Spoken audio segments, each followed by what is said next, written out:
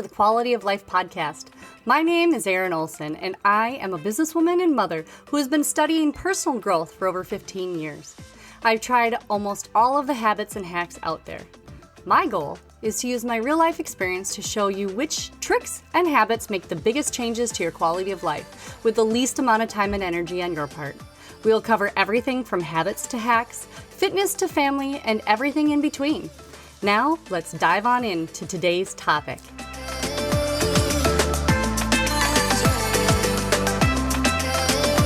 Hey guys, thanks for coming back to the latest episode of the Quality of Life podcast. In the last episodes, we covered how to win the mornings and how to win at sleep.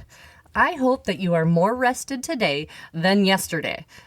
How was last week's homework, guys? Have you started an evening routine to help get you slowed down and ready for a great night's sleep? Well, I hope so, because today we are going to cover how to win the day and how to use that newfound energy to its full potential. If not, I'm going to urge you to go back and take a listen to last week's podcast about how to win at sleep. If you have, we are going to cover today 2 keys to making the day super productive so you can enjoy it so much more. Y'all know that feeling when you lay down in bed at night and you feel like you actually use the day to its full potential. You got your major tasks checked off the list and you feel just so good that you've accomplished so much today. Well, I want you to have that feeling more often. So the 2 keys to winning the day, brace yourself, are prioritizing your to-dos and to time block to get them to done. Ooh, just gets me excited talking about this. I know I'm such a geek, but anything that helps me to become more productive so that I don't waste my time makes me feel so much better when I lay down at night, and I want you guys to feel the same. So, as geeky as it is, we are going to talk about how to prioritize your to-dos today. All right, so I want you to grab a piece of paper or a notebook, you know, that one from the episode Free Your Mind. That one is super helpful because sometimes we forget things and it's nice to have them written down. So like in that episode, I carry a notebook everywhere I go. And when I'm in the middle of something that absolutely needs my focus and attention, I will write down little things that I do not want to forget that have to be done as well. So it comes in very, very handy. But here's what I want you to do. I want you to write down all of the things you have to do today that you can think of. And I know that at first you're going to be like, I don't know what time of the day it is that you're listening to this podcast, but a lot of times we get so overwhelmed at all the things we have to do that we can't remember any of them. And that is when you start to waste time, especially like when you get to the office in the morning or when you have your moment where you're going to actually start working. It used to take me like 20 minutes just to figure out exactly what I had to do today and where to start. And so that's when a lot of people will end up going to the coffee maker and chatting with the other coworkers or, you know, just getting distracted by other things. So I want you to sit down and I want you to, on this piece of paper, start writing out all of the things that you can think of that you have to do today. And as we go along in this podcast, I want you to add to that list because I know that there are things that you have forgotten because I forget them all the time. And I do want you to write this down. Okay, so now I want you to prioritize them as how important it is using a 1 to 4 scale. If you have an appointment made or a meeting that you have to go to, that is going to be a number 1. If you have other things, you know, like maybe going grocery shopping after work, or maybe you have a project that needs to be finished today, I want you to write down and prioritize them in numbers 1 to 4, 1 being the most important. If you need help with this, there is this tool called the Eisenhower Matrix. Now, I once heard about it back on Entre Leadership podcast years ago, and it has come in so handy. So what you want to do is you can prioritize everything that you have to do in a day into 4 quadrants. Now, if you want an example of what this looks like, you can go to theerinolson.com/podcast for a PDF. Otherwise, I'm going to walk you through how to do it. Okay, so on your piece of paper, under your list of all the things you need to do today, I want you to draw a pretty big square. And then I want you to divide that square into 4 quadrants.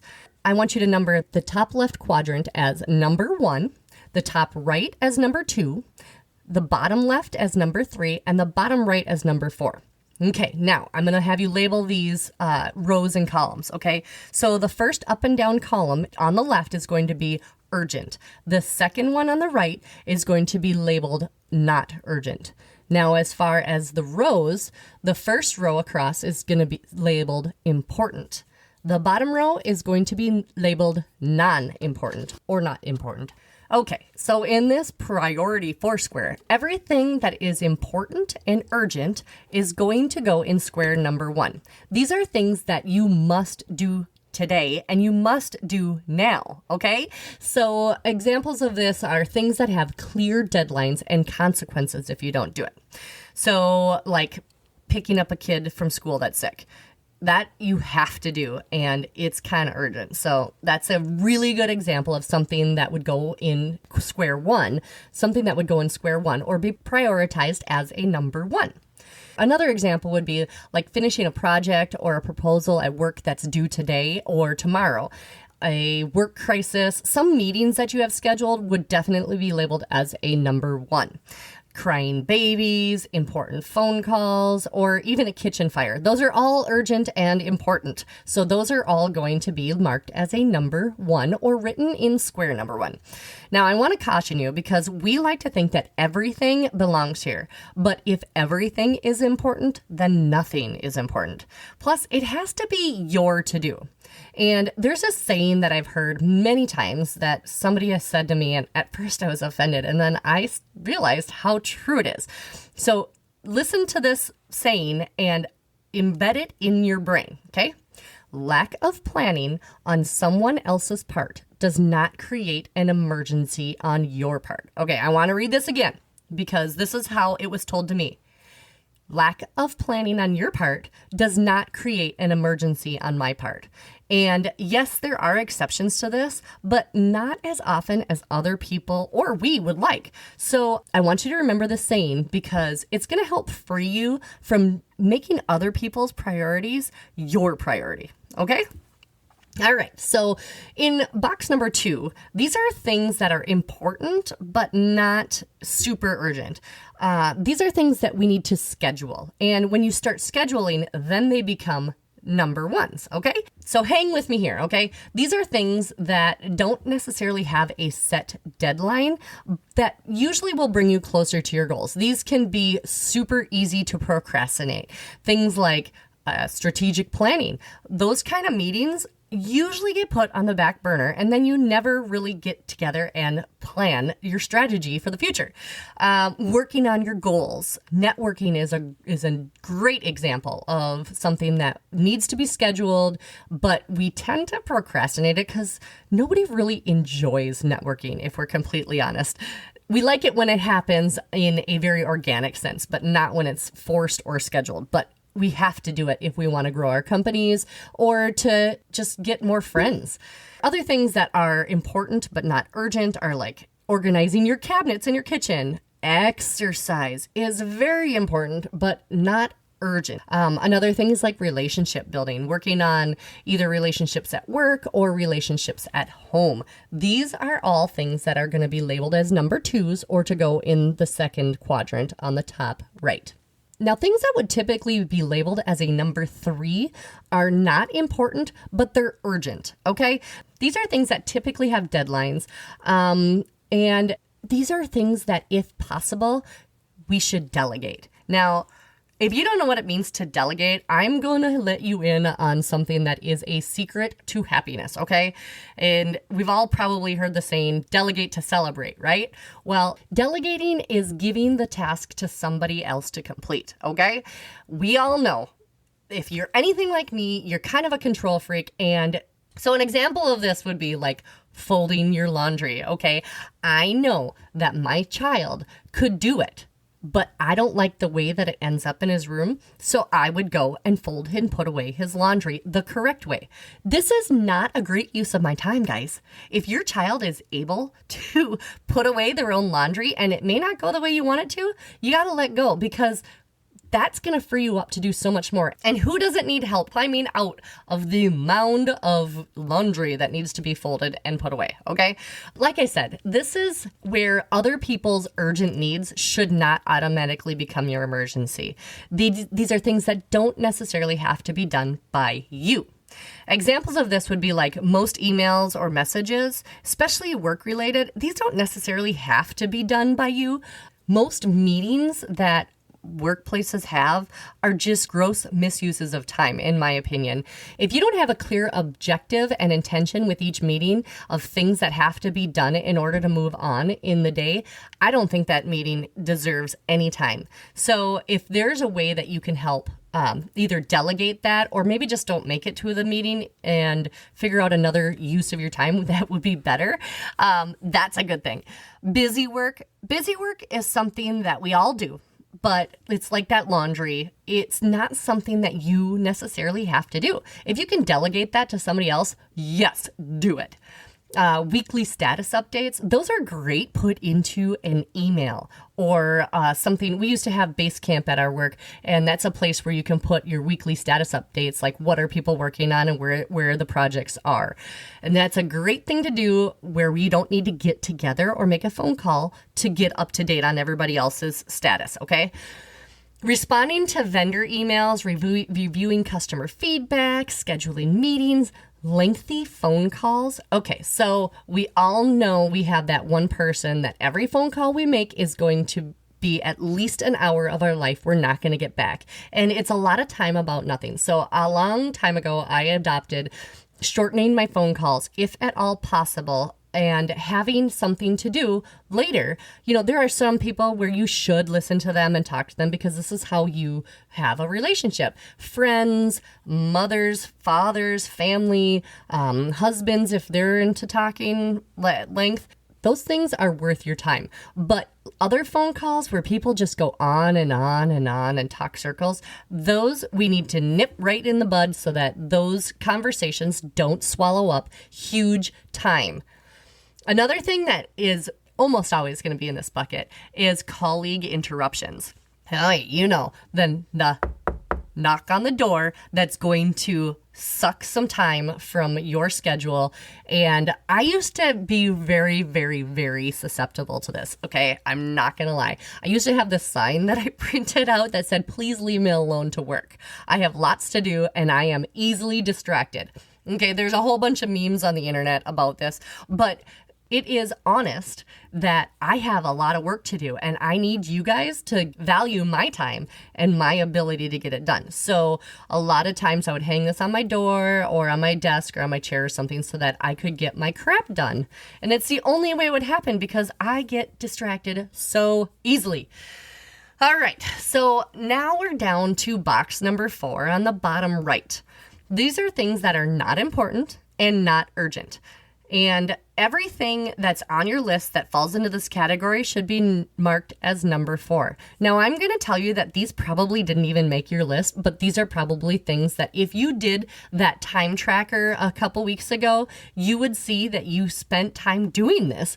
So it should be on your list if you're spending time doing it, okay? These are things that usually need to be deleted from your schedule, period. This is where you've got to be real. These are low value things that distract you and your focus from the other 3 boxes.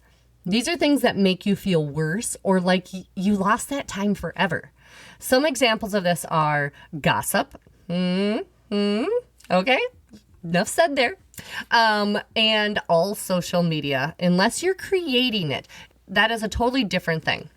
Watching TV, browsing the internet, and like I said earlier, pointless meetings. And the one thing that is always a number 4 that people never think about that should definitely be addressed are device notifications, okay? If you have little pings and dings on your phone all day long, those things are going to distract you from all the other priorities you have. So removing notifications from certain apps has been key to helping me focus better. Okay, now in your list, you should be able to put a number 1, 2, 3, or 4 next to everything that you have on your to-do list. You have just prioritized your day. So now comes the second key to winning the day. Time blocking. All right. This simply means scheduling the most important things, your number ones, that you have to do today first. Now, this is why, okay? I'm going to give you a visual. Imagine a mason jar, okay? I want you to add as many golf balls in your imagination as you can to that jar. These are going to be your number ones, okay? Now, I want you to add a few handfuls of gravel or pebbles in your mind, okay? And you can see the pebbles falling around all of the golf balls. You might have to shake it a little bit, but you can kind of pack it down in there. This is your number twos, right? Now, in your mind, I want you to imagine pouring in a couple handfuls of sand. You might have to shake it. You might have to tap it on the side or, tamp it down a little bit. These are your number threes. But if you notice in your imagination, they all fit in the mason jar. Now, what if you did it in reverse? If you put sand in and then the pebbles, do you think all of your golf balls would fit in there? Heck no. So this is an example of your day, basically.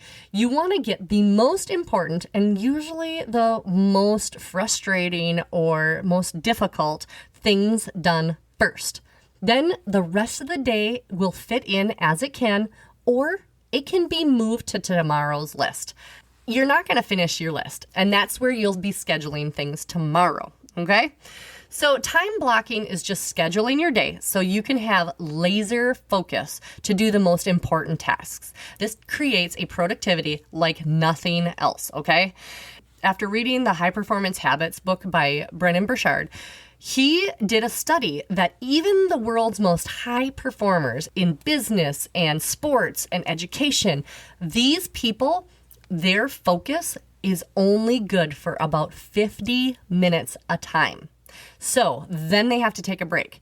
Now, so what I want you to do is to schedule your day in 50-minute blocks. I want a 10-minute break in between all of your tasks, okay? This keeps you fresh. It's going to keep you from getting burned out. And we've all had that moment when an Excel spreadsheet starts to look like a paint by number, and that is not a good thing. So we're going to try to avoid that like the plague.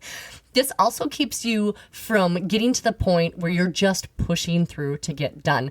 And that is so unfulfilling. This is where you need to stop. Even if you're in the flow, stop and go and take a 10-minute break. It's amazing how good it feels to go and stretch, walk down and go get a cup of coffee or a glass of water, have a snack. This is something that actually is scientifically proven to help you focus and to help you be more productive. Also, if you have to, during these 50 minutes at a time, if you have to shut your door, put in headphones, use Do Not Disturb on your phone, all to drown out distractions, you have to do it. The world is full of distractions. We are right now in the most distracted and attention deficit age ever. So you have to do your diligence and you have to decide what is most important. And you just did that with your number 1 through 4s. So turn off your phone or put it on Do Not Disturb, shut your door, put in some headphones with some really good chill music, and just get your things done. So I know we all have a schedule. This one is specific to today's priorities. If you want to get productive all week, try scheduling some of your events that repeat out for a week or two. For me, I tend to block out time for creating content on Tuesdays and Thursdays so that I have a consistent flow. Also, I schedule a content planning session every 2 weeks to make sure that I am keeping it relevant to what's going on in my life and the lives of my friends and other people that I talk to. All right, so I know you were waiting for it, but this is this week's homework. I want you to print out that Eisenhower matrix that I told you about from theerinolson.com/podcast, or just make your own. I want you to put your week's to-dos in the appropriate box. Then I want you to schedule 50-minute sessions to complete your number ones. And do not be hard on yourself if you don't finish. Like I said, do your best and move anything that didn't fit in today's schedule to tomorrow. Another hint that is super good for being more productive and winning your day is before you leave work or before you clock out for the day, prioritize and schedule your time blocks for tomorrow. If you do this, tomorrow is going to go so much better, I promise. Well, friends, I hope that today's episode will help you to win the day. If you got some value out of my hints and tips, would you please share it with some friends, maybe even coworkers?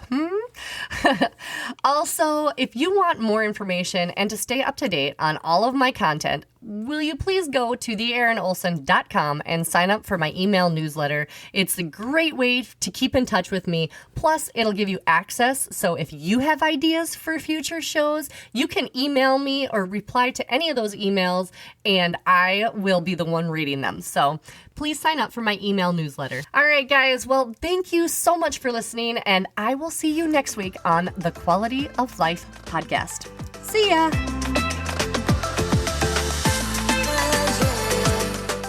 Thanks for listening to today's episode. Be sure to check us out on the Quality of Life podcast, Facebook and Instagram pages, and our website, theerinolson.com, for downloads and more information. That is TheErinolson.com. Stay up to date by joining our email newsletter. Together, we can improve all of our quality of life.